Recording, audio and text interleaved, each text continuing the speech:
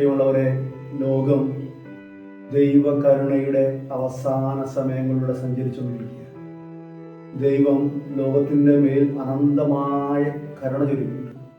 ഓരോ മനുഷ്യന്റെ ജീവിതത്തിലും ദൈവത്തിൻ്റെ വലിയ ഇടപെടലും ദൈവത്തിൻ്റെ മഹാകാരുണ്യവും ചൊരിയുന്നുണ്ട്. ഈ കരുണയിലാണ് ലോകം ഇങ്ങനെ സഞ്ചരിച്ചുകൊണ്ടിരിക്കുന്നത്. പക്ഷെ ഈ കരുണയിൽ ആശ്രയിച്ച് ജീവിക്കാൻ മനുഷ്യന് പറ്റുന്നില്ല. ഈ കരുണയിൽ ആശ്രയിക്കാനും ദൈവ കരുണയിലാണ് നാം ആയിരിക്കുന്നതെന്ന് തിരിച്ചറിയാനും മനുഷ്യന് പറ്റുന്നില്ല. മനുഷ്യന് ഈ കരുണയെ കവച്ച് വെച്ച് നടന്നുകൊണ്ടിരിക്കുക. കരുണയെ കവച്ച് ലോകത്തിൻ്റെ കാര്യങ്ങളിൽ ഇടപഴകി ലോകവസ്തുക്കളിലേക്ക് ശ്രദ്ധ കേന്ദ്രീകരിച്ച് മനുഷ്യൻ ജീവിക്കുക. ലോകത്തോടുള്ള അടങ്ങാത്ത മോഹം മനുഷ്യനെ പിടികൂടിയിരിക്കുക. ദൈവ കരുണയിലേക്ക് തിരിച്ചു പോകണം. കാരണം കരുണയുടെ അവസാന സമയങ്ങളാണ്.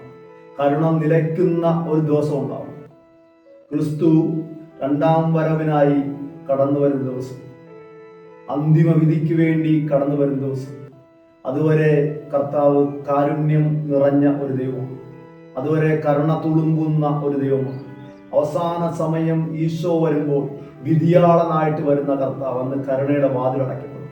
പിന്നെ വിധി മാത്രമേ ഉള്ളൂ. ഓരോരുത്തരും ചെയ്ത പ്രവൃത്തികൾക്കനുസരിച്ച് തക്കതായ പ്രതിഫലം കിട്ടുമെന്ന് വചനം ഓർമ്മിപ്പിക്കുന്നുണ്ട്. ഈ ദൈവം ചൊരിഞ്ഞുകൊണ്ടിരിക്കുന്ന ഈ കരുണയ്ക്ക് വലിയൊരു ലക്ഷ്യമുണ്ട്. റോമാക്കാർക്ക് എഴുതിയ ലേഖനം 2-ാം അധ്യായം 4-ാം തിരുവചനം പറഞ്ഞു വയ്ക്കുന്നത്, നിന്നെ അനുതാപത്തിലേക്ക് നയിക്കുക എന്നതാണ് ദൈവ കരുണയുടെ ലക്ഷ്യമെന്ന് നീ അറിയുന്നില്ലേ? അന്ധകാരത്തിൽ കഴിയുന്ന, ലോകത്തിന്റെ സുഖങ്ങളിൽ മുഴുകിക്കഴിയുന്ന മനുഷ്യനെ അവൻ ചെയ്യുന്ന തെറ്റുകൾ എന്താണെന്ന് കാട്ടിക്കൊടുത്ത് അവൻ അനുതാപത്തിലേക്ക് നയിച്ച് അവന് സ്വർഗം കൊടുക്കുക എന്നുള്ളതാണ് ദൈവത്തിന്റെ കരുണയുടെ ലക്ഷ്യം. ഇത് നാം തിരിച്ചറിയണം. ദൈവകരുണയ്ക്ക് ഒറ്റ ലക്ഷ്യമേ ഉള്ളൂ. നശിച്ചു പോകുന്ന, ചെകുത്താന്റെ പിടിയിൽപ്പെട്ട് പാപം ചെയ്ത് ഈ ലോകത്തിൽ നശിച്ചു പോകുന്ന മനുഷ്യനെ ദൈവം കരുണയോടെ നോക്കുകയും തൻ്റെ കാരുണ്യത്തിൽ ആശ്രയിക്കുന്നവർക്ക് അനുതാപം കൊടുക്കുകയും താൻ ചെയ്യുന്ന തെറ്റുകൾ തിരിച്ചറിയുവാനുള്ള കൃപ കൊടുക്കുകയും അത് ഉപേക്ഷിക്കുവാനുള്ള കൃപ കൊടുക്കുകയും അങ്ങനെ ദൈവത്തിൻ്റെ രാജ്യത്തിൻ്റെ അവകാശികളായിട്ട് മാറും. സ്വർഗത്തിൻ്റെ അവകാശികൾ. നാം സ്വർഗം ലക്ഷ്യം വെച്ച് ജീവിക്കേണ്ടവരാണ്. ഈ ഭൂമിയിൽ ഒരു വസ്തുവിൻ്റെ മേലും നിന്റെ ശ്രദ്ധ പോകരുത്. നിന്റെ ശ്രദ്ധ ഉണ്ടാവേണ്ടത് സ്വർഗത്തിലാണ്. കർത്താവ് നിനക്ക് വേണ്ടി ഒരുക്കിയ ഇടമാണ് സ്വർഗം എന്നുള്ള തിരിച്ചറിവുണ്ടാവണം. കർത്താവ് നിനക്ക് വേണ്ടി ഒരുക്കിയ ഇടമാണ് സ്വർഗം. ആ സ്വർഗം നഷ്ടപ്പെടുത്തരുത്. നഷ്ടപ്പെടാതിരിക്കാൻ വേണ്ടിയിട്ടാണ് കർത്താവ് കരുണയുടെ കയർ പിടിച്ച് നിന്നെ നടത്തുമെന്ന് പ്രവാചകനോട് പറഞ്ഞു വെച്ചത്. ഇന്നും ചെയ്തുകൊണ്ടിരിക്കുക. കർത്താവ് നീട്ടിത്തരുന്ന ആ കരുണയുടെ കയർ പിടിച്ച് അനുതാപത്തിലൂടെ നടന്ന് സ്വർഗരാജ്യത്തിലേക്ക് പ്രവേശിക്കാനുള്ളവരാ ഓരോ മനുഷ്യനും. സ്വർഗം മാത്രമായിരിക്കണം ലക്ഷ്യം. ഭൂമിയിലെ സമ്പത്തോ അധികാരങ്ങളോ സൗഹൃദങ്ങളോ ഒന്നുമാവരുത്. സ്വർഗം മാത്രമായിരിക്കണം ലക്ഷ്യം. ഇതെല്ലാം നമുക്ക് ആവശ്യമാണ്. ഈ ഭൂമിയിലുള്ളത് മുഴുവൻ നമുക്ക് ആവശ്യമാണ്. ആവശ്യത്തിന് മാത്രം. ഈ ലോക വസ്തുക്കളുള്ള ഒരു മനുഷ്യന്റെ അത്യാഗ്രഹം അത് ഉപേക്ഷിക്കാൻ കർത്താവാണ്. നിനക്ക് ആവശ്യമുള്ളതെല്ലാം ഞാൻ തരുമെന്ന് ഫിലിപ്പിയർക്ക് എഴുതിയ ലേഖനത്തിൽ പറഞ്ഞു വെച്ചിട്ടുണ്ട്. ദൈവം തന്റെ മഹത്വത്തിന്റെ സമ്പന്നതയിൽ നിന്നും കർത്താവായ ക്രിസ്തു വഴി നിനക്ക് ആവശ്യമുള്ളതെല്ലാം തരും. നിനക്ക്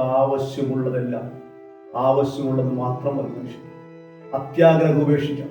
പണത്തോടുള്ള ആർത്തി, ആഡംബരത്തോടുള്ള ആർത്തി, സൗന്ദര്യത്തോടുള്ള ആർത്തി, ഭക്ഷണത്തോടുള്ള ആർത്തി, കൊതി ഒക്കെ നമുക്ക് ഉപേക്ഷിക്കാം. നമുക്ക് ആവശ്യത്തിന് മാത്രം കർത്താവ് തരുന്നത് കൊണ്ട് തൃപ്തിപ്പെട്ട് ജീവിക്കാം.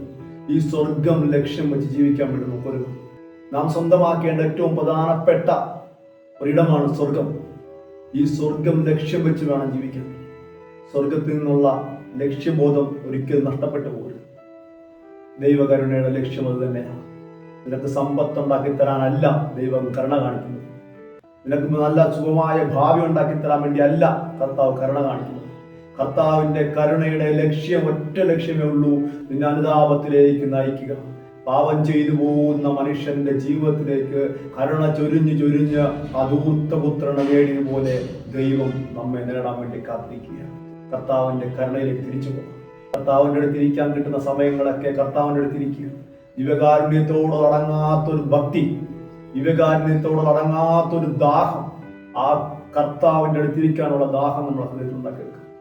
കർത്താവെ, അങ്ങയുടെ ഹൃദയത്തോട് ചേർന്ന് ആ കരുണ അനുഭവിച്ച് ആ കരുണയിൽ കുളിച്ച് കയറുവാൻ കൃപ തരണമേ എന്ന് നമുക്ക് പ്രാർത്ഥിക്കുന്നു. കർത്താവ് നമ്മൾ അനുഗ്രഹിക്കട്ടെ.